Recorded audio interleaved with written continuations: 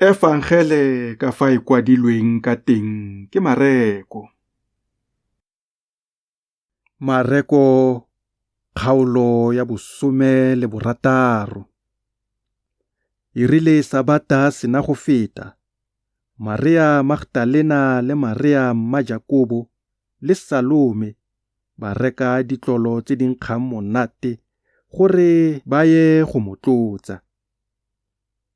Ya re ka moso phakela ka letsatsi la ntlha la beke, ba fitlha fa lebitleng letsatsi le tlhaba.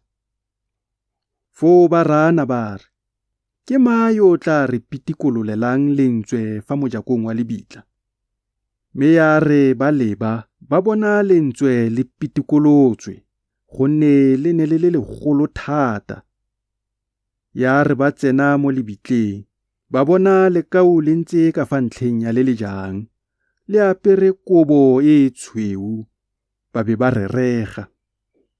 La ba raya la re, se reregeng, lo batla Jesu wa Nasareta yo neng a bapotswe. O tsogile, ga yo fa. Bonang felo fa ba ne ba mmeile teng. Jaanong yang lo bolelele barutwa ba gagwe le Pitoro gore o le etelela pele go ya kwa Galalia. Lo tla mmona teng, ka fa a lo boleletseng ka teng. Ke fa ba tswa mo lebitleng, ba tshaba, gonne thoromo le therego di ne di ba tshwere. Mme ba seka ba bua sepe le ope ka gonne ba boifa.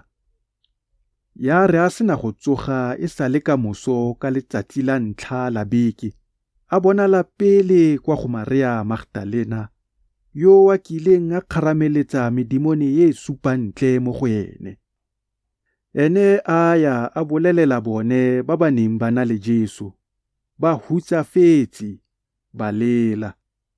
Mme bone ya re ba utlwa gore wa phela, ebile o bonwe ke ene, ba seka ba dumela.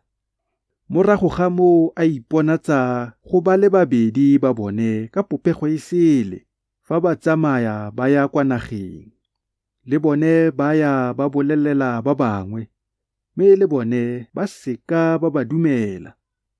La bofelo a iponatsa go ba 11 ba ntse fa dijong. A kgalemela go sa dumeleng ga bone le bopelo e thata jwa bone, ka ba seka ba dumela ba ba mmoneng a sena go tsosiwa. A ba raya a re, yang le lefatshe lotlhe, lo rerele lopopo lotlhe efangele. Yo dumelang a ba kolobediwa, o tla pholosiwa. Yo sa dumeleng, ene o tla atlholwa.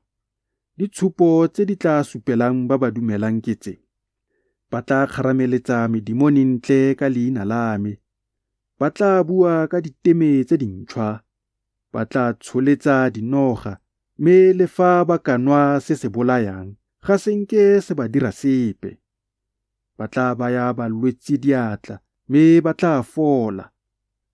Jaanong e rile Morena Jesu a sena go bua nabo, a tsholelediwa kwa legodimong, a nna ka fa ntlheng ya le lejang la Modimo, mme bone ba tswa ba rera mo dintlheng tsotlhe.